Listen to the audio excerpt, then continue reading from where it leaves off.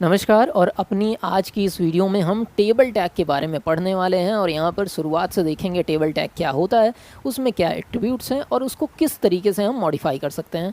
Video को शुरू करूँ इसके पहले एक छोटी सी रिक्वेस्ट है कि अगर आप वीडियो में आए हैं तो आखिरी तक वीडियो को ज़रूर देखिएगा, क्योंकि तभी हम आपको कलेक्टिव जानकारी दे पाएंगे। अब आप शुरू में कोई चीज़ देखते हैं, उसके बाद आगे की चीज़ अगर नहीं देखते हैं तो चीज़ों को जोड़कर जो मैं समझाना चाह रहा हूँ वो आपको मैं कन्वे नहीं कर पाऊँगा, समझा नहीं पाऊँगा।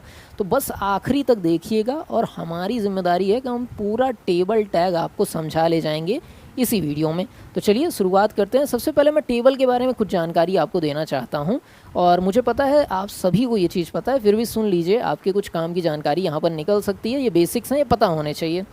तो यहाँ पर अगर मैं टेबल को बनाऊँ तो टेबल देखिए कुछ इस तरीके से होता है। ठीक, ऐसे आपका टेबल होता है। ये तो सभी लोगों को पता होगा अगर टेबल आप पढ़ने आए हैं तो HTML में जब आप टेबल बनाएंगे तो आपको टेबल टैग के साथ शुरुआत करनी है। ये चीज़ मैं माउस से लिख रहा हूँ तो हो सकता है आपको राइटिंग थोड़ी सी अलग लगे, लेकिन माउस से इससे बेहतर क्या ही लिखूँ। तो यहाँ पर जैसे ही आप HTML में टेबल लिखते हैं, HTML समझ जाता है कि भाई साहब अब टेबल आने वाली है, और यहाँ से शुरुआत हो जाती है टेबल की। और जब टेबल का आखिरी एलिमेंट आप भर लेंगे तो आपको टेबल टैग यहाँ पर ख़त्म कर देना है। ये नियम है आपका HTML में, अगर आप टेबल बना रहे हैं तो उस चीज़ का। यहाँ तक सबको सब चीज़ समझ में आ गई होगी। ठीक है, टेबल टैग से शुरू करेंगे और टेबल पे ख़त्म करेंगे। सर अब एलिमेंट्स की भी बात कर लीजिए। चलो बच्चा, बात करते हैं हम एलिमेंट्स की। इसको हम एक सेकेंड मिटा देते हैं।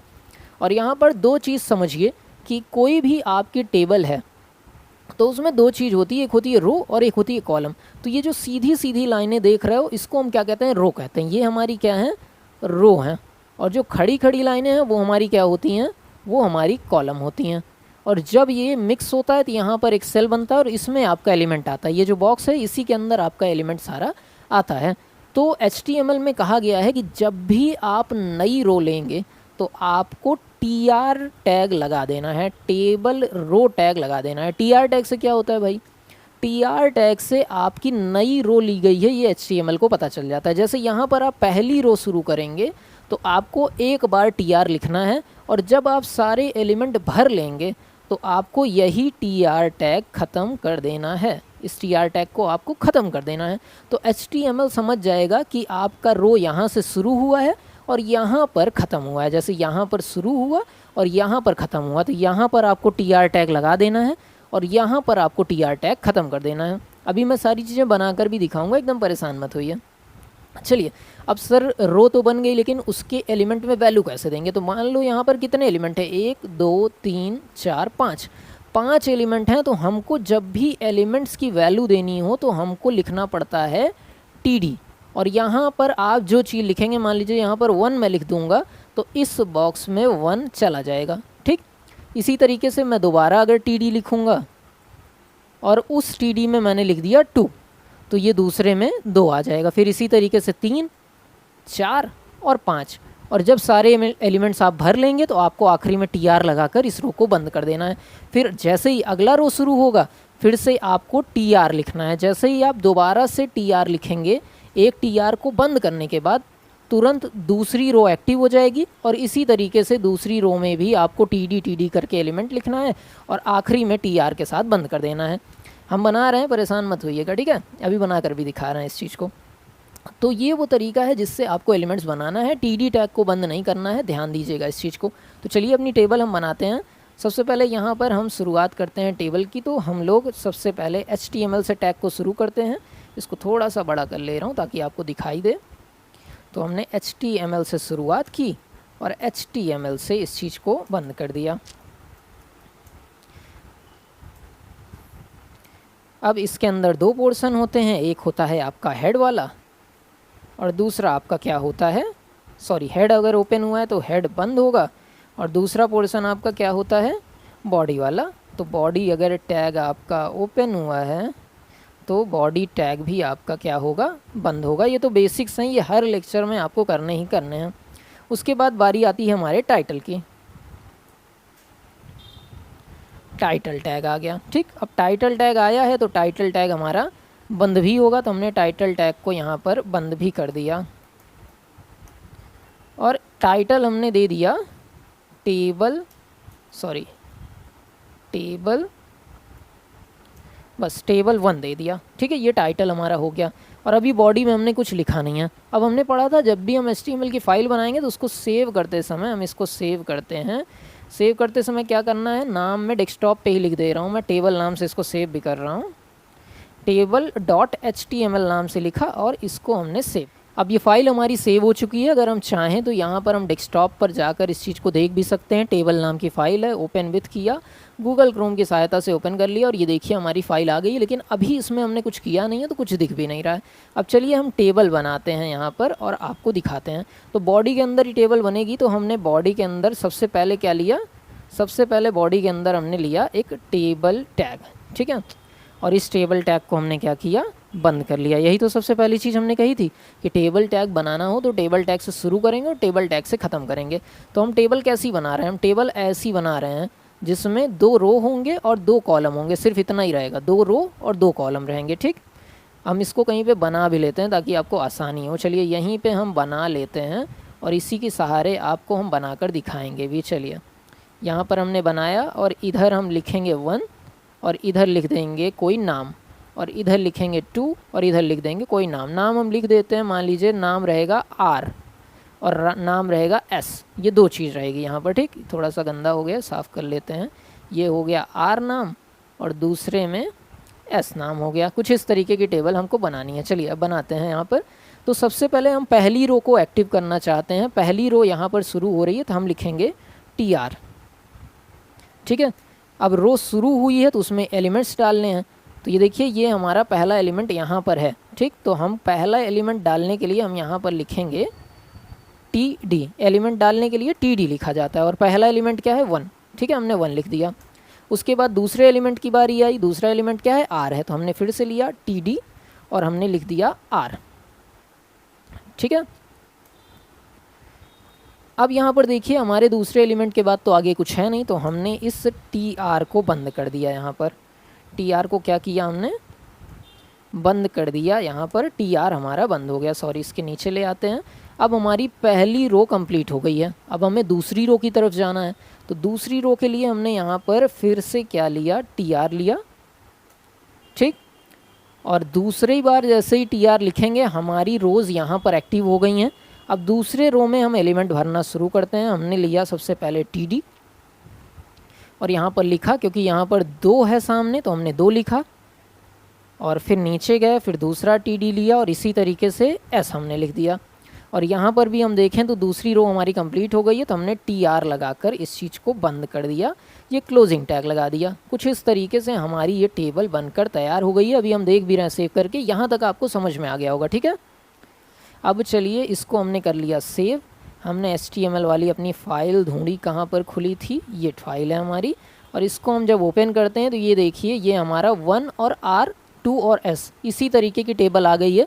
क्योंकि अभी हमने बॉर्डर नहीं दिया है तो यहाँ पर बॉर्डर नहीं दिख रहा है। जब हम बॉर्डर देंगे तो बॉर्डर भी दिखने लगेगा। तो ये चीज़ समझ में आ गई। चाहे तो यहाँ पर आप स्क्रीनशॉट भी ले सकते हैं कि इस टेबल को बनाने के लिए हमने क्या काम किया।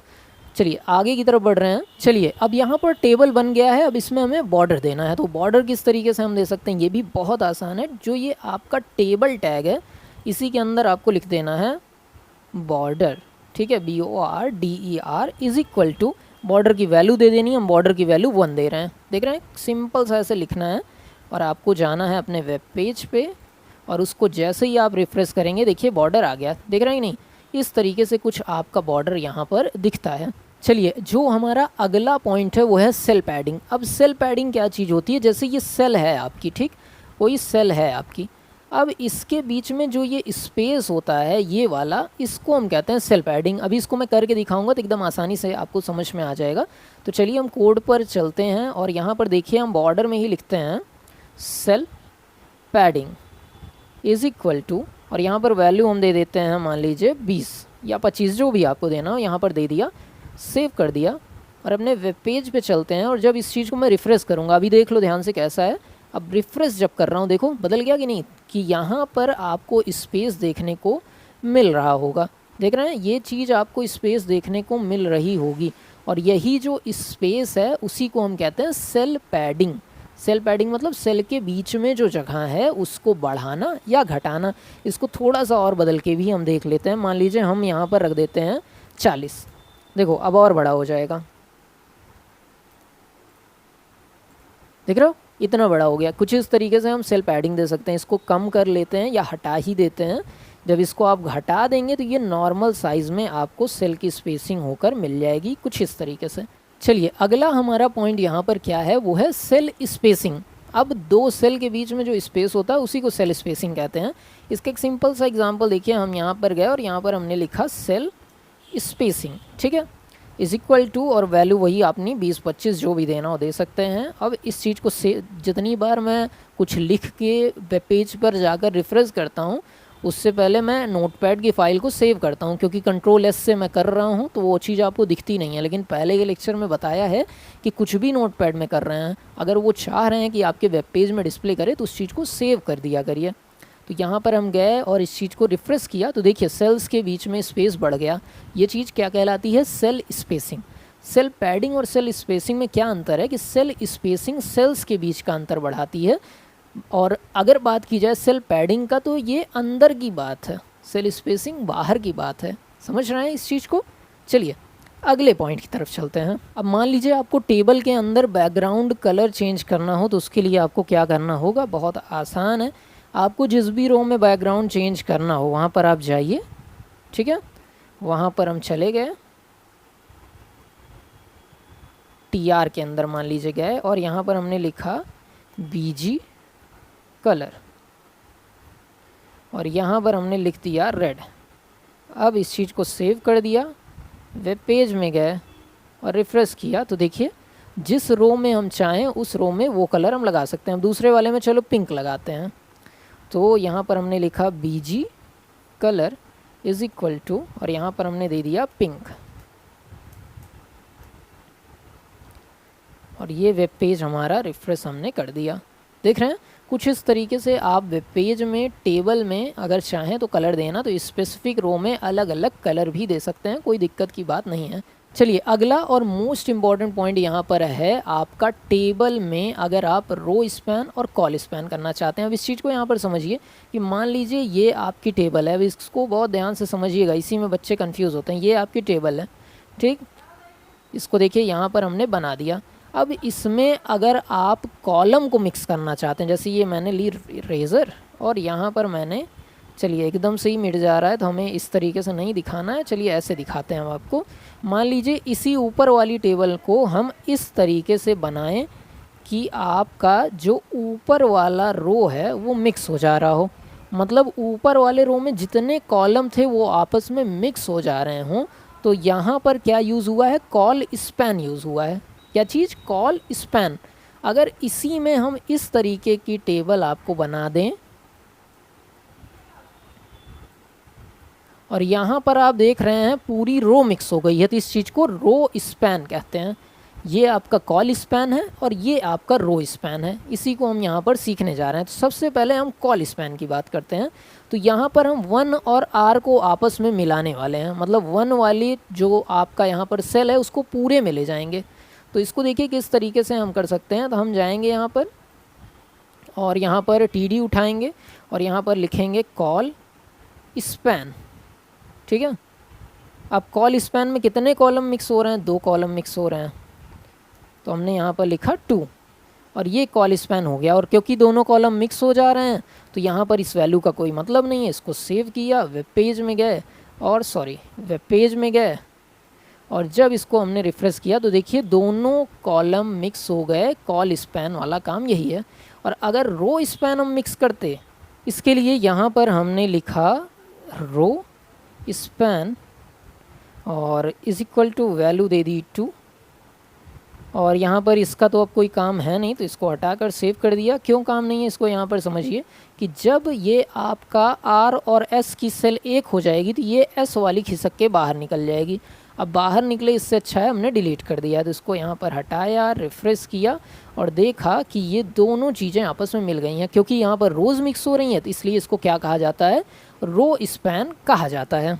तो ये सारी चीज़ें जो थी वो आपके टेबल से रिलेटेड थी, जो आपके एग्ज़ाम में पूछी जाती है। हर एक चीज़ को यहाँ पर समझा दिया है।